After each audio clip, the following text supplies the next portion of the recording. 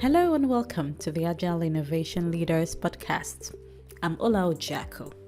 On this podcast, I speak with world-class leaders and doers about themselves and a variety of topics spanning agile, lean innovation, business, leadership, and much more, with actionable takeaways for you, the listener. Hello again, everyone. Welcome back to the Agile Innovation Leaders podcast. My guest today is Bryan Tew, and this episode is going to be covering the second half of the conversation I had with Bryan on all things enterprise and business agility.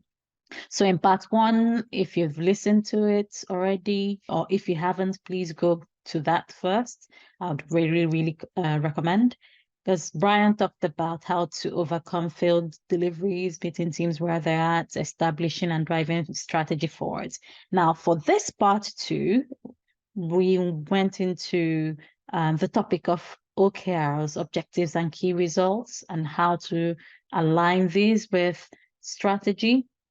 He also talked about the 10 elephants in the business agility room and the importance of being open to change and being a learning organization, and how leaders are critical to driving culture change. Without further ado, part two of my conversation with Bryan Tew.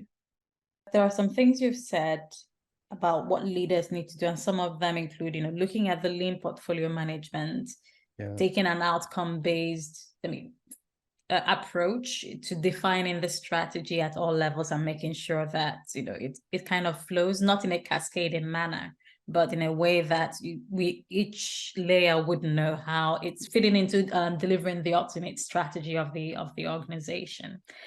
Now, from a practical perspective, yes, you use OKRs or objectives and key results. That's one way of doing that.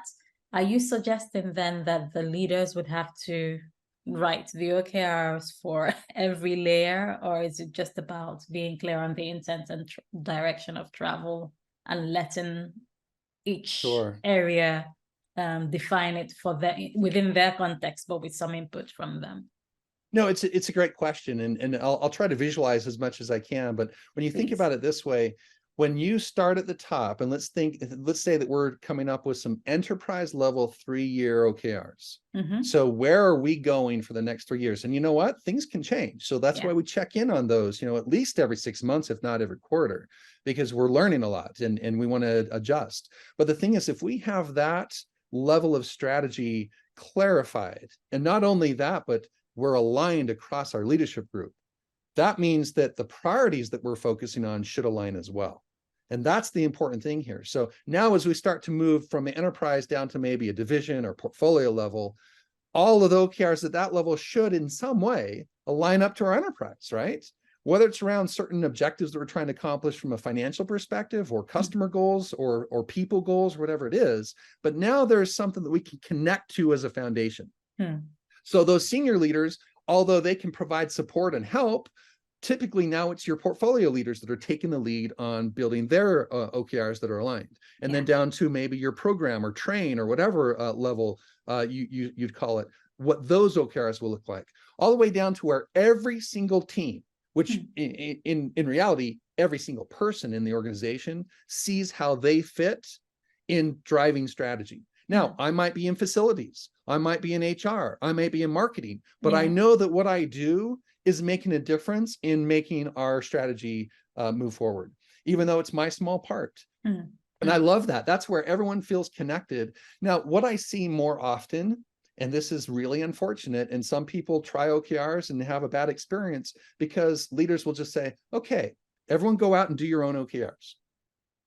But they're not aligned to anything. They're aligned to the local priorities, which may or may not be the right things to be working on at all. And so that's where I would say senior leaders need to take the initiative, and they can have help. That's why coaches are there. That's why their directs are there. They can even pull in people that might have expertise in certain areas. Like yourself. They don't have to craft the OKRs, but even internally, you're going to have great expertise. But the idea is that let's craft an OKR, even if it's not the senior leaders writing it, but it's actually showing the right message. Here's what we believe we need to do, and these are the outcomes we need to achieve in order for us to actually accomplish a goal. Like, what does that look like for us? And then I love to just press on leaders and ask, how would you know that we're successful? What would you be looking for? And that's a great start to your key results. So we have a really great framework, a very simple framework to build out OKRs without just putting it into a template to start out, because I just want those main thoughts. Like, why are we doing this? What is it going to accomplish for us? Who's going to be involved? And what customers is it going to impact? And what's the best way to measure progress and measure success? Like, those are the things I would start with, which makes OKRs a lot easier. But then from there, I have to have leaders come together to actually look at the work. And which of those items that there may be many, which of those are actually going to be the most valuable to move forward with your strategy? You do not want your lower level people who don't understand the strategy like you do making those decisions. What are the best things for us to do? And then from there, that's where we can actually bring in the prioritization, the value-based prioritization, which we recommend, and starting to build more of your outcome alignment across your organization. There's so many great things that can be done. It's not a ton of work if you start to build a cadence and just a nice process for how you do that every quarter. And that's a great starting point, because that reduces the risk of, like you said earlier, the teams working on the wrong thing, executing perfectly, but it's the wrong thing. Now, in terms of the process, because you've talked about how the role leaders need to play, and you've given examples of what they could do to encourage agility in the enterprise or in the business. Now, would it be the same for a function or a division in an organization that's going through their let's call it, for lack of a better term, an agile transformation, quote unquote? Would you expect the process and the practices to be the same for each division, say for finance versus IT versus procurement? Well, so that's a great question. And I would say yes and no. So the process is probably going to be similar. For instance, I would always suggest starting with an outcome-driven approach where we have some transformation outcomes that we're trying to achieve. Without that, how do you know that you've actually made it or that you're actually getting there? So I would suggest that for any type of organization, regardless of type of work. But the practices will probably look a little bit different. What you start with might look a little bit different. In fact, maybe I'll share a specific example here for a transformation. In fact, this was more around what leaders need to own around business agility. But this was a large financial services organization with 9 different divisions, and they all recognized that there were gaps in how they were delivering, and they needed help. That many of them had tried Agile, but when it came to actually applying OKRs and customer seed and organizational design and all these different ideas, especially things around our culture and leadership, there's always going to be some level of resistance. So we need to really clarify, what are the benefits that this will provide for us? Why is this going to help us? What specific problems will this solve? And I would suggest that's where you start every time. Like, what are the biggest challenges you as leaders are trying to solve for? Like, what's keeping you up at night? What are you thinking about? That's why the practices are going to be different. Maybe my biggest problem is I have capacity issues, or maybe my people are feeling burned out, or maybe we're just not getting enough done for our customers, or we have changing needs all the time, or we're getting disrupted. Whatever it might be, that's where we want to start. And so in some cases, that might mean, well, we need some portfolio management practices. In others, it might be, well, we need more customer centricity practices. In others, it might be, we need to really focus on our teams. So that's why it changed a little bit. So in this organization, there was one group who had been pretty successful at Agile, and they said, you know what, sign us up. We want to do this. We're ready for this leadership level of agility. So sign us up. And it was a good idea, because it's not gonna fail when you have leaders that are super excited about it. They're willing to put in the effort, and that can at least prove that it can work. And so we believe in what we call quarterly sprints. We're familiar with a sprint cycle, 2-3 weeks, whatever it might be. When you're looking at enterprise transformation, we believe in quarterly sprints where you have specific goals you're trying to accomplish for the quarter and a laid out process, a roadmap to get there. So we built a quarterly process, kind of the first quarter for this group. We had specific milestones we were trying to meet. And the reality is they did an excellent job. There were some learnings along the way, and there's always some growing pains, but they did an excellent job, to the point where after the quarter, we came back to the leadership group and they were able to describe, some of the real successes and wins they'd had. Now, at that point, we have 8 other groups who are kind of on the fence or trying to, is this really going to work for us? And this was a brilliant decision by the senior leader. They said, why don't we go next with our most problematic group, the biggest risk group? In fact, this was the biggest P&L. We basically said, if it can work with this group, first of all, it'll drive some excellent change for us, but it'll prove that it can work for anybody. If it can work for you, it can work for anybody. And that's what we did. And luckily, we had some leaders that, weren't necessarily super excited about it, but were at least willing to give it a try and willing to put in the effort to make it a successful trial, or at least a real trial. And it was great. We had great conversations. We started to implement OKRs. We started to look at their strategy. We started to bring teams in to start to build out some of their agility practices. But the leadership would meet together regularly to talk about what's the next step in our process. We had learning sessions, but all of those were hands-on doing. So for instance, let's build out our 3-year OKRs. Let's build out our 1-year OKRs. Let's bring the work in and let's prioritize on a big board to see where things fit and are aligned. Let's start to think about our capacity constraints and all of those things. And we had a lot of lessons learned, a lot of things that we had to adjust, but overall it was pretty successful. And after that quarter of work, we went back to that same group of leaders, and every single leader said, sign me up. I'm ready. Because if it can work for this group and we're seeing benefits there, then I want to try it here as well. And I love that, because ultimately we want to prove out some success that certain practices can work, or let's learn that they're not working and not be married to something that's just not going to help us. But then let's have leaders engaged from start to finish, where they know what they're responsible for. And ultimately, what I love to see is when a leader says, at the beginning of this quarter, or the beginning of the 6 months from now, we had these 3 main problems, and those aren't our biggest problems anymore. We've solved those to a point where we can manage. Now we have other problems we need to solve for. And the nice thing is, if you've solved the biggest problem, or at least you have a good handle on it, now the next biggest problem maybe isn't as big as that first one was, and we can start to make more progress. And maybe new practices become more evident. So, and that's what we try to do with any transformation. If you're just going through the motions to transform your group because it's what everyone else is doing, or it's what we were recommended to do, or whatever other reason, it's not going to be nearly as impactful as if it's actually solving the things that need to be solved for. And that's where you get leaders' attention. Instead of it just being a side project while I focus on my real work, we're saying this is solving your real work. Exactly. And that's where they get really excited about, being involved and seeing the day-to-day progress. Now that's awesome. So in terms of you've already mentioned some of it in terms of what leaders should watch out for. One of it is definitely not being passive, go ye, be agile whilst we do the real work. Anything else they should be watching out for? Well, that may be a good transition to something I like to share sometimes at conferences. This is what I call the 10 elephants in the business agility room. I mentioned one earlier, but these are things really geared towards leaders. So I hope that our audience here, if you're struggling with any of these that I describe, gosh, there are real solutions, absolutely. But here's the biggest message: don't ignore these, because they will eventually bite you and potentially even cause a derailment of your transformation efforts. So I'll just walk through these. Certainly, I'm available for more of a deep dive if anyone wants to reach out. But these are what I call the 10 elephants in the business agility room, because no one wants to talk about them. Right? They're hard topics. They're difficult topics, but you cannot be truly successful from a business agility perspective all around if you ignore these.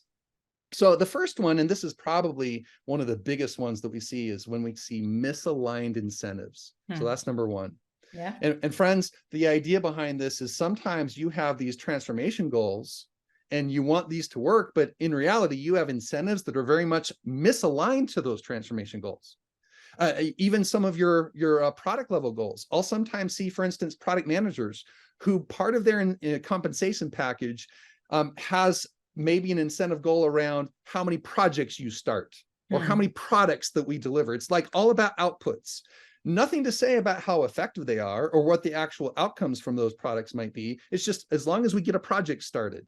Well, that's very anti-agile in reality, especially when we're thinking about true value. So you need to really look at your incentives. Now, leadership incentives, we could talk all day about, right? Sometimes it's around specific financial goals, sometimes about people goals. What I would always suggest is rethink your incentives to become more outcome oriented, not necessarily tied directly to an OKR or key result, but related, okay, aligned to those, because what your incentives should actually be around would be your business vision and the business outcomes you're trying to accomplish. Why would it make sense to have anything else?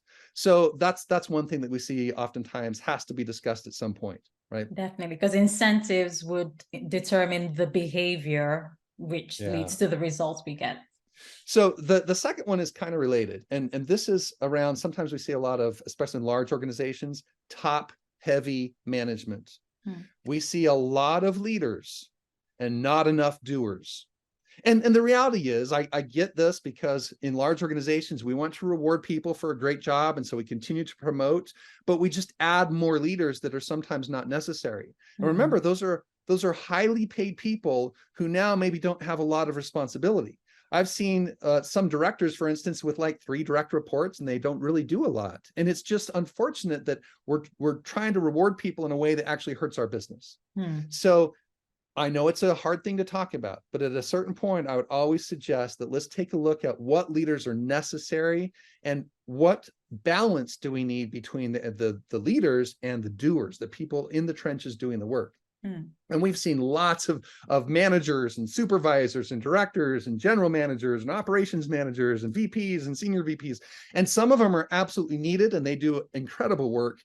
But sometimes there are others that just aren't needed. We just don't know how to handle that. So that's something that would be part of a true transformation, is to think about what's the right balance for us, okay? And make small steps to get there. Now, kind of related though, is sometimes we see that they're just bad managers, and that's number 3. Okay, bad managers where we are promoting people. Let's say they were an excellent developer, as an example, okay, or QA leader, or it could be any type of role. And we promote them to be a manager. They don't have good management skills yet. They have never done this before. What they're still good at is what they were doing before. And so they like to solve problems. They like to fight fires. They like to do all of the tactical things.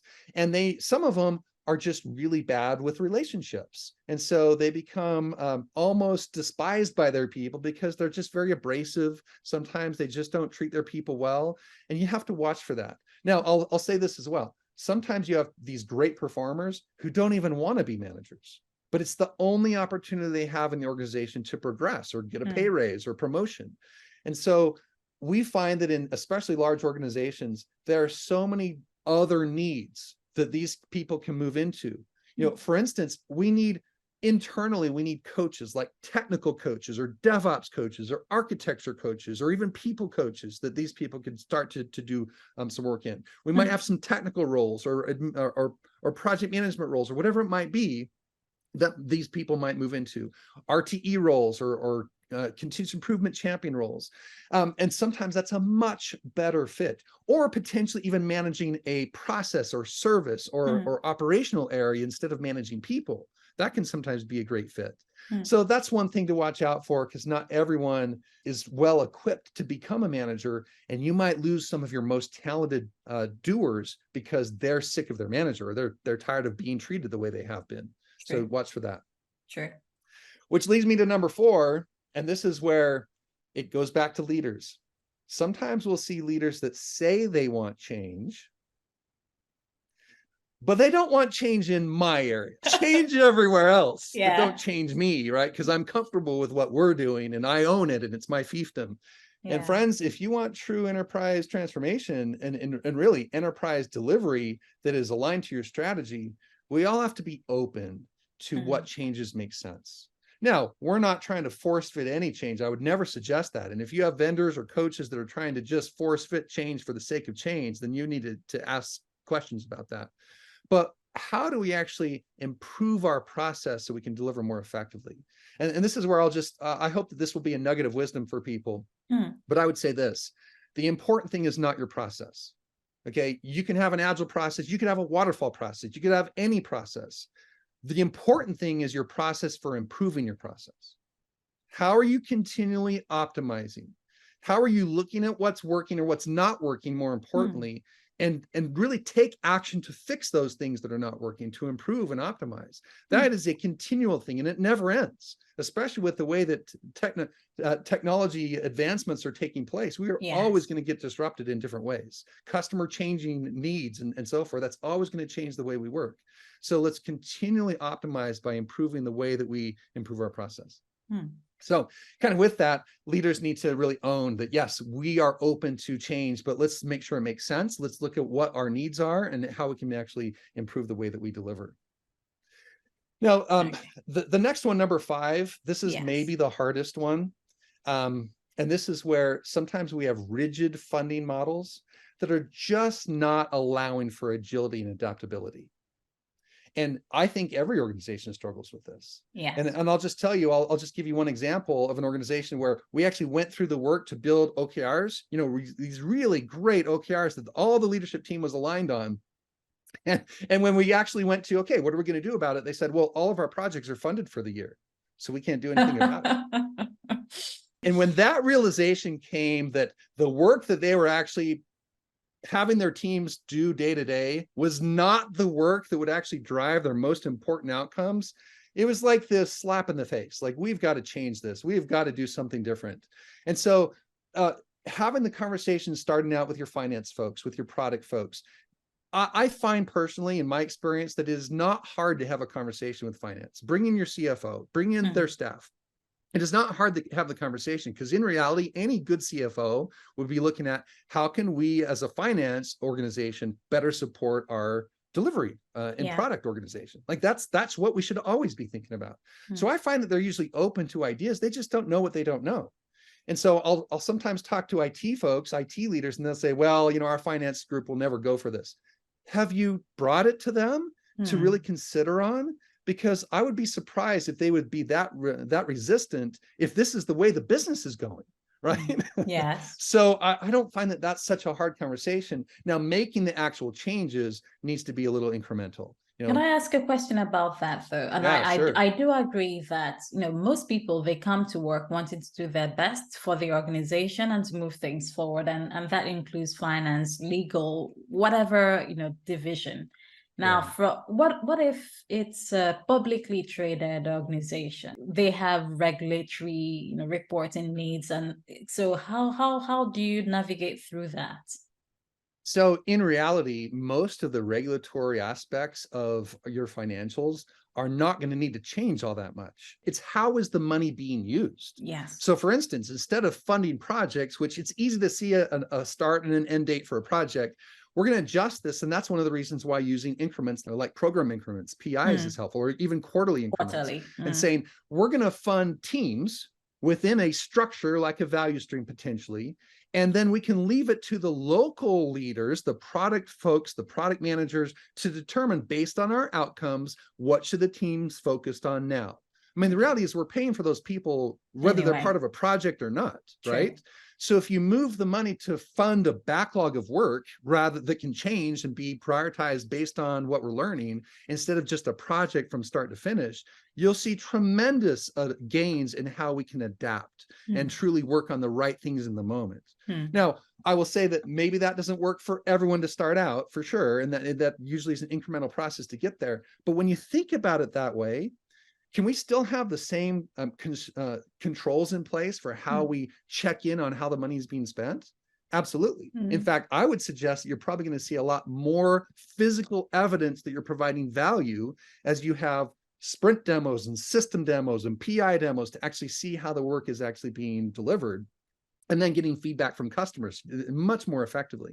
Now it's just a matter of how do we actually look at where our people are? Where is the time going? And sometimes that's not even that important when you realize that it's really about how the solutions, the products and solutions are actually being accomplished.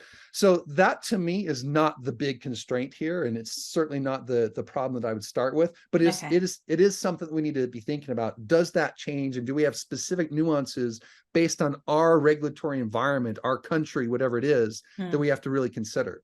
And I would say the same thing goes through for agile capitalization. So many groups are not capitalizing to the maximum benefit that they should be because they're scared that maybe we're going to go off the rails. Yes. Friends, there is absolute integrity in doing capitalization for agile projects or agile buckets of work that you are probably able to really benefit from, and you're probably not. There's a lot of work there that you can actually bring in then for some of your spending around transformation work because of the gains. The sixth one is more at a people level, but can be helped by your leaders. This is an unwillingness to share knowledge and do cross-training. Now, sometimes people just don't want to learn new things. Maybe we have a fixed mindset. More often, people don't want to share what they know because I feel like I'm the indispensable tiger and that makes me more valuable. Or sometimes it's a bigger problem than that leadership can manage. It's, I don't have time to do this. I want to share because I need help, or I want to learn because this will help my team. But we have so many priorities day to day and deadlines that we're trying to meet. We're working the midnight oil anyway. I don't have time for cross training. I don't have time to teach someone a skill that will actually benefit us for years going forward. So leaders need to actually build time and space and capacity for knowledge sharing, cross training, learning. If you're not a learning organization, friends, then you are falling behind. And this is the time where we believe that learning may be the only competitive advantage that you'll have. You know, the way that you can learn fast and implement your learning into your delivery system. Came across this material, but basically it just said we're no longer in the information era, we're now in the augmented era, which is so before it's like, you know, you're learning. Right now it has to be embedded into how you're working, you're learning as you go, and that's the expected norm moving forwards. So 7 is avoiding the cultural impacts of transformation. Right. And I think we're kind of overcoming that hump. But the reality is that leaders drive culture change. It's not just a grassroots culture that we're looking at. You know, teams can have their own culture, even a train can have their own culture. But when you're looking at an organizational culture, leaders drive the culture through example, through their behaviors, through the values that we articulate and share and reinforce. But it's also about how do we work and what are we trying to accomplish? And so that's why in our EBA model, we actually have a leadership and culture pillar specifically that leaders need to own, because in reality, culture is one of those top most important things that will actually establish lasting change. And by EBA, you mean Enterprise Business Agility. Yeah. Awesome. Yeah. Which leads us to number 8. and this is where, kind of back to another one, leaders will say something but not really mean it. For instance, leaders will say that they need to prioritize better. Yes, we need better prioritization. Yes, a value-based scoring system sounds amazing.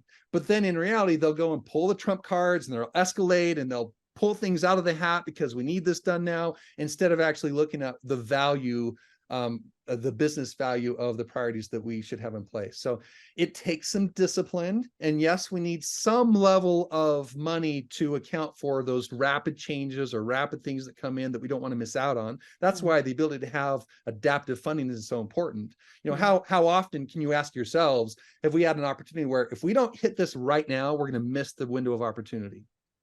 And it's shameful when an organization says, well, we have to approve that in our budgeting process, so that's going to take months.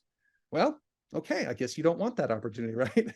So all of that makes a difference. So how do we prioritize and how do we adjust and look at priorities constantly? We're always reprioritizing based on value and based on what we're seeing in our marketplace, in our industry, with our people.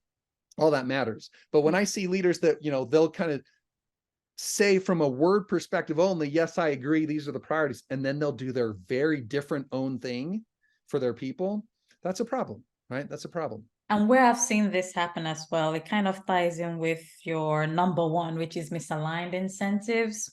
But sometimes it's really, okay, yes, this is the right thing to do, but my target says X. So we're not going to do Y because I need to hit my targets and get my bonus. But anyway, so that's number 8. Sorry, go on. And so Ula, maybe this sounds familiar, but sometimes I'll hear a leader that will be part of our kind of portfolio or enterprise strategy. And then they'll go back to their people and say, don't worry, those are the priorities for the business, but I'll tell you your real priorities. Really? You mean you're not aligned with your business? Because that's a problem. Sure. So anyway, that leads us to number 9, which is putting a blind eye to capacity and employee burnout. Sometimes we just don't want to talk about it, right? We don't want to think about it. We know that our people are, probably burning out. We're asking them to work weekends and late nights, but they'll figure it out. Or sometimes we'll have leaders that will push more work to the teams that are already over capacity, because in their minds they'll think, well, if they feel the pressure, they'll just start to do more. They'll somehow produce more, and we'll force them to kind of get these deadlines made. Friends, you're going to lose people that way. You're going to lose quality. You're going to have lesser quality solutions. Yeah, lots of problems from that perspective.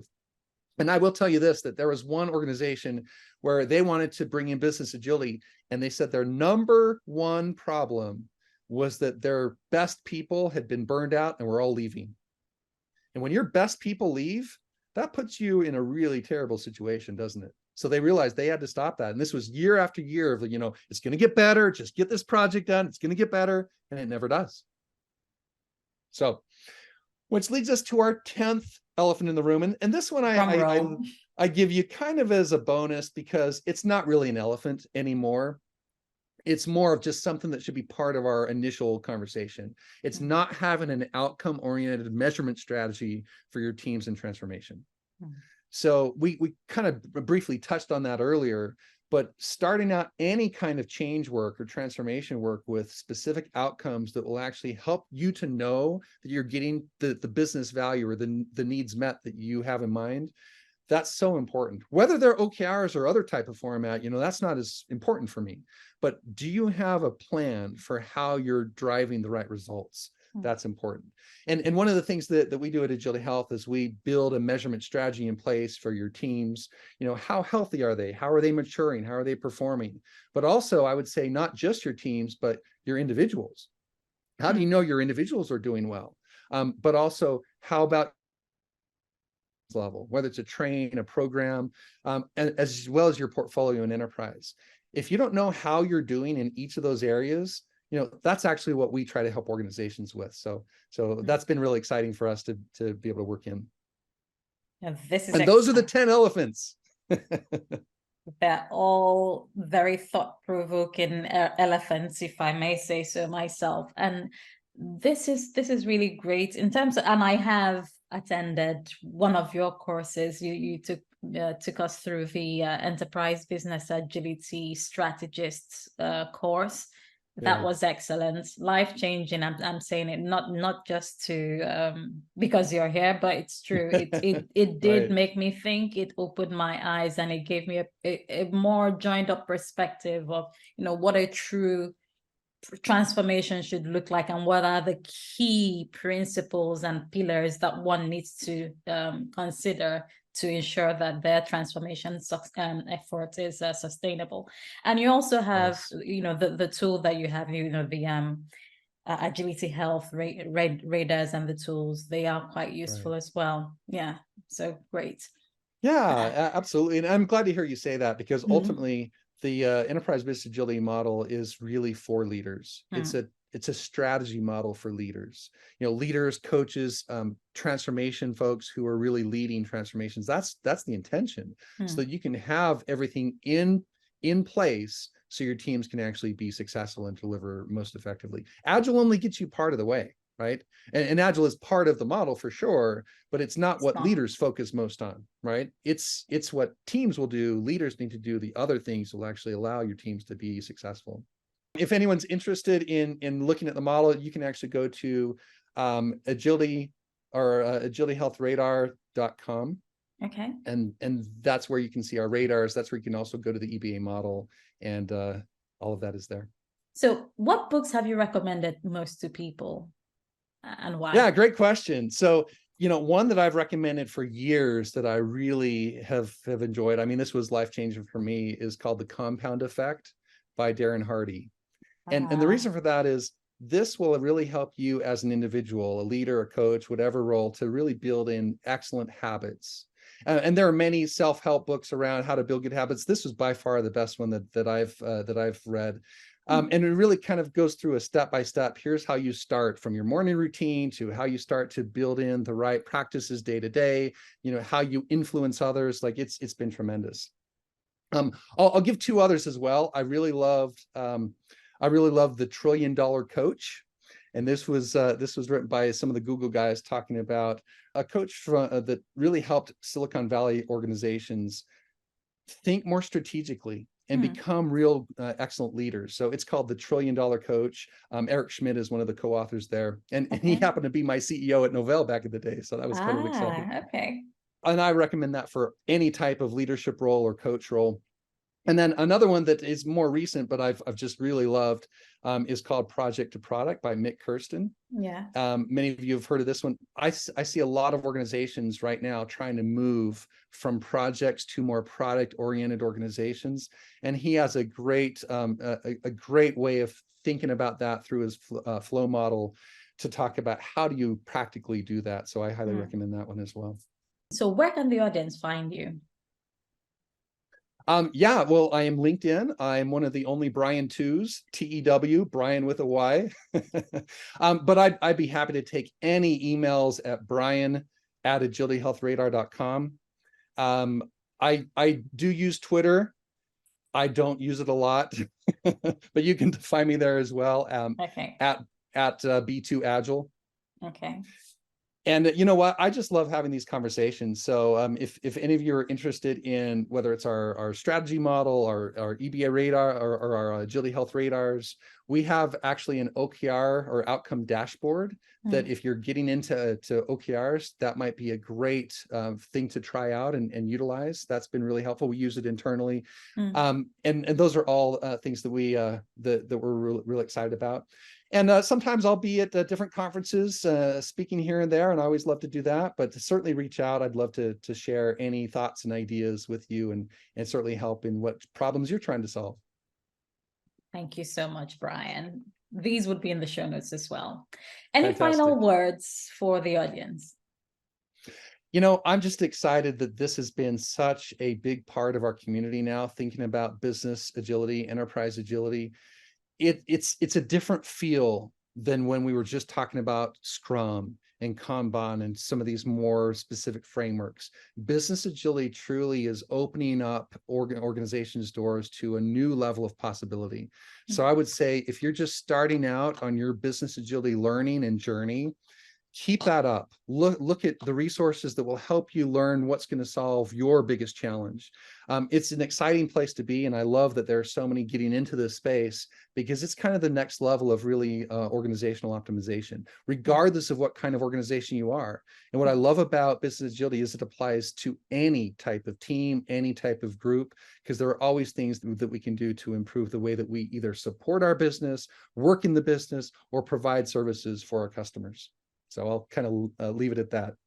Well, thank you so much, Bryan. It's been an absolute pleasure. And I've also gained insights speaking with you. So thank you for making the time. Absolutely. My pleasure, Ula. That's all we have for now. Thanks for listening. If you like this show, do subscribe at www.agileinnovationleaders.com. That's AgilityInnovationLeaders.com or your favorite podcast provider. Also share with friends and do leave a review on iTunes. This would help others find this show. I'd also love to hear from you, so please drop me an email at ola@agileinnovationleaders.com. Take care and God bless.